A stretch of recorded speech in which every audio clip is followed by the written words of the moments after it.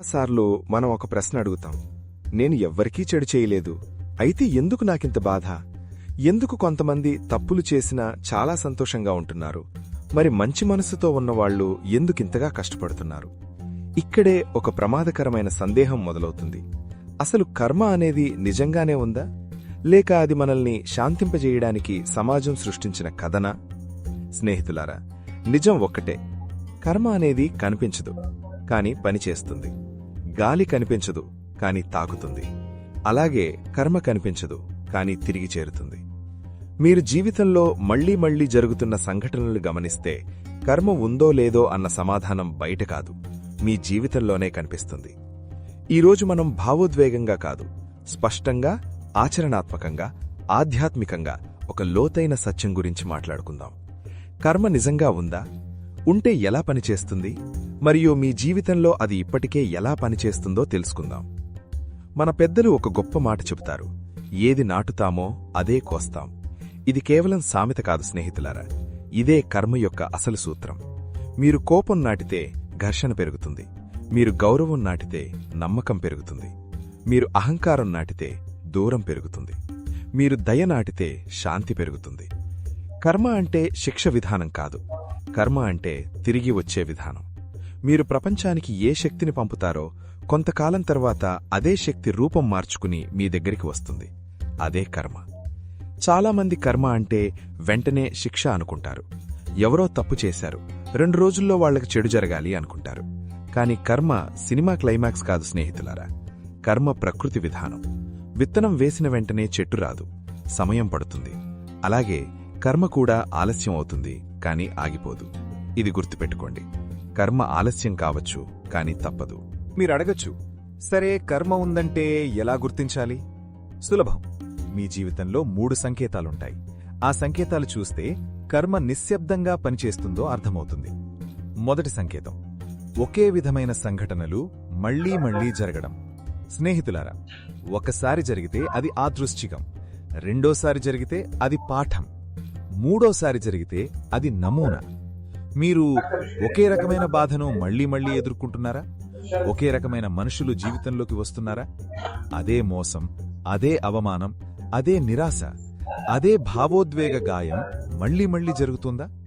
అయితే అది దురదృష్టం కాదు, అది కర్మ పాఠం. జీవితం ఒకే బాధను మళ్లీ మళ్లీ ఇవ్వదు, ఒకే పాఠాన్ని మళ్లీ మళ్లీ నేర్పిస్తుంది, మీరు నేర్చుకునే వరకు. మీరు ఆత్మగౌరవాన్ని నిర్లక్ష్యం చేస్తే జీవితం మళ్లీ మళ్లీ అవమానం చూపిస్తుంది. మీరు హెచ్చరికలను పట్టించుకోకపోతే జీవితం మళ్లీ అదే బాధ పంపిస్తుంది. మీరు మీ విలువ మరిచిపోతే జీవితం కూడా మీ విలువను పరీక్షిస్తుంది. ఇది శిక్ష కాదు, సరిదిద్దడం. కర్మ యొక్క మొదటి సంకేతం: ఒకే పాఠం, వేరువేరు ముఖాలు. రెండో సంకేతం: మీ అంతరంగ శాంతి అకస్మాత్తుగా కలత చెందడం.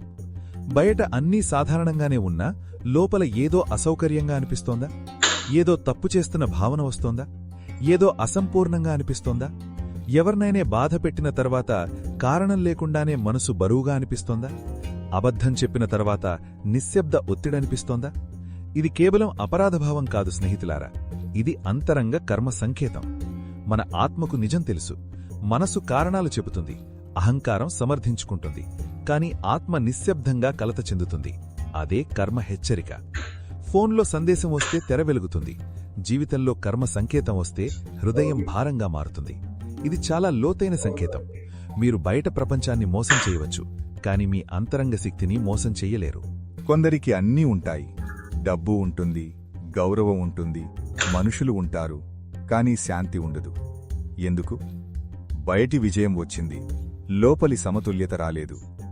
కర్మ మొదటి ప్రభావం బయట కాదు, లోపల.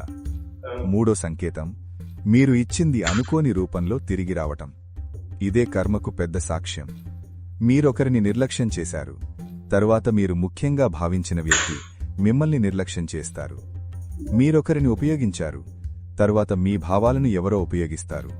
మీరొకరికి గౌరవం ఇచ్చారు, తరువాత పరాయివారి నుంచి గౌరవం వస్తుంది. మీరొకరిని పైకి లేపారు, తరువాత జీవితం మిమ్మల్ని పైకి లేపుతుంది.